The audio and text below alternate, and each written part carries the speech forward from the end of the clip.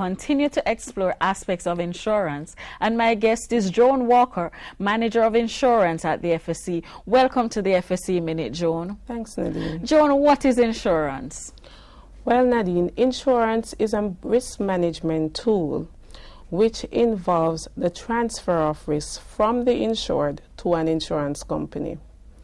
A contract is created between the insured and the insurance company, where the insurance company promises to pay the insured a fixed amount in the event of a loss, and the insured person pays a premium as consideration for that payment.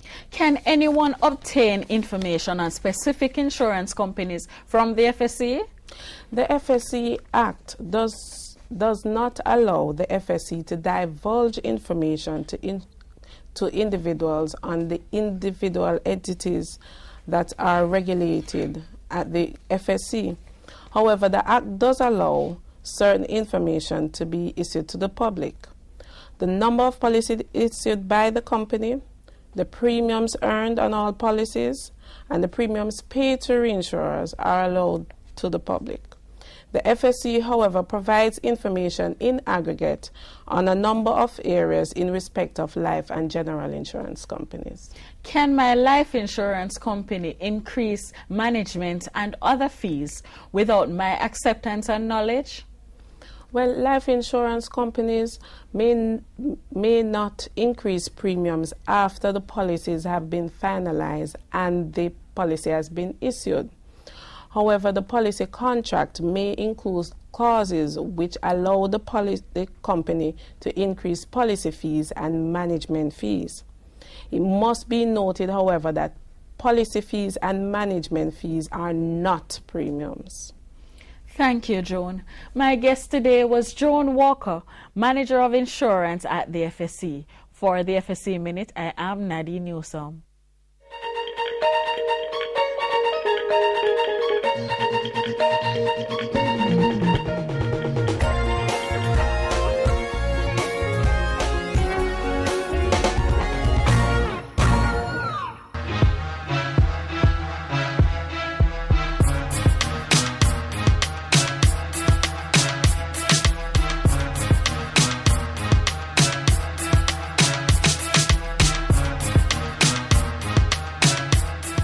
Hi, and thanks for joining us for another in the series Jamaica House Weekly. I'm Andrea Chisholm.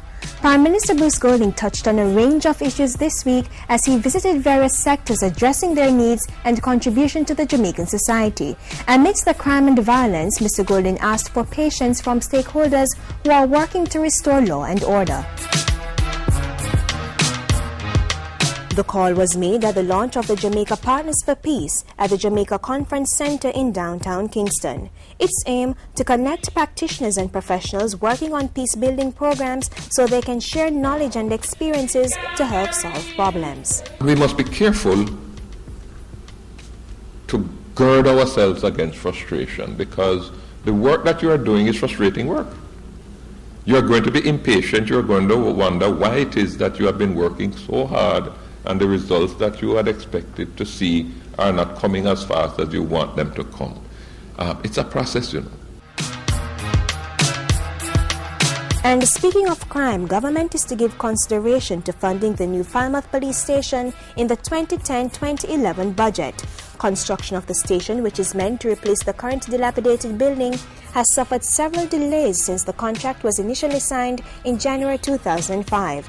While speaking in Parliament, Prime Minister Bruce Golding said government has terminated the $219.49 million contract to Astrom Building Systems Limited. Construction work, which had slowed progressively, was formally suspended on the 1st of June 2007. The contractors gave as their reasons their inability to secure payments for work done and certified. The Ministry of National Security refuted this contention, arguing that arrangements to finance the project had been made through UGI Finance and Investments Limited in the amount of $250 million. The Prime Minister says funding for the project was eventually lost as the contractors were tardy in securing approvals due to faulty designs. When I was doing A-levels, I love religious knowledge. I had a passion for it. So I went through A-levels and I got my A-levels in religious knowledge. And then holidays came, I needed a job. I went to Carreras because I heard that they were taking on people, and he asked me, he said, well, what subjects do you have? I said, well, I got a distinction in religious knowledge. He looked at me. And when I thought I had impressed him, he says, well, that will be very good for you in the hereafter. A light aside there from Prime Minister Bruce Golding as he sought to encourage those seeking tertiary education to study for a life of careers. Mr. Golding was speaking at the graduation ceremony for the Caribbean Maritime Institute. The passport to getting a job is not simply getting a diploma that says you are now a bachelor's of whatever. It is acquiring the skills that are going to be marketable. To say goodbye to Sonny Bradshaw is like saying goodbye to a part of history.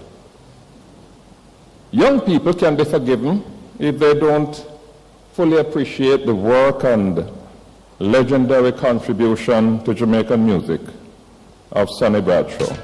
Prime Minister Bruce Golding sharing in the musical celebration for the life of multi-instrumentalist, band leader, composer, arranger and the generally acknowledged veteran in the music industry, Sonny Bradshaw. Mr. Bradshaw died on October 10 in a hospital in London after suffering a severe stroke.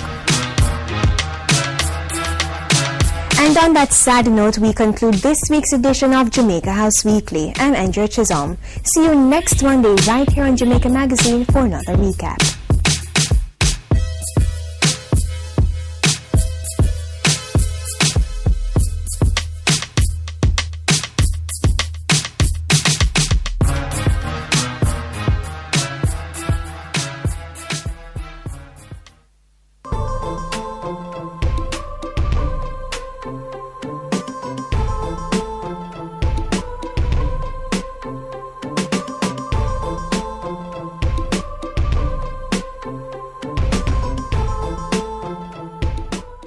In continuing our observance of Parent Month, today we provide some tips on how parents can build better relationships with their children. Dorrit Crawford from the Coalition for Better Parenting and the children themselves tell us how. This is Voice Up, Voice Out, a Child Month special. Young people telling it like it is. The world through their eyes. Some say the home is the vanguard of discipline and values and so has to be held accountable for the behavior of our children. Others say the school and the streets have taken over that role. We want to find out what the little ones in training have to say about that. In studio with us is 7-year-old Tariq Tolo from the Micro-Practicing Primary School, 8-year-old Christine Bryan from St. Teresa Prep, Gail Alvaranga from George Headley Primary, and Jonathan Bear from Mona Prep. Dorrit Crawford is the only adult on the panel today.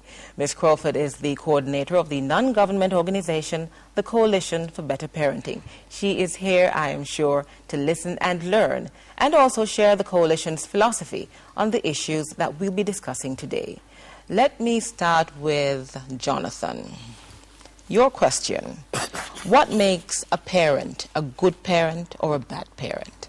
Well, I think a parent is a good parent or a bad parent when a good parent teaches us values and doesn't spoil us and shows love and affection, while a bad parent makes us do whatever we want and doesn't teach us any manners and spoils us. Tariq, do you agree with that? Yes. What do you think makes a bad parent, Christine?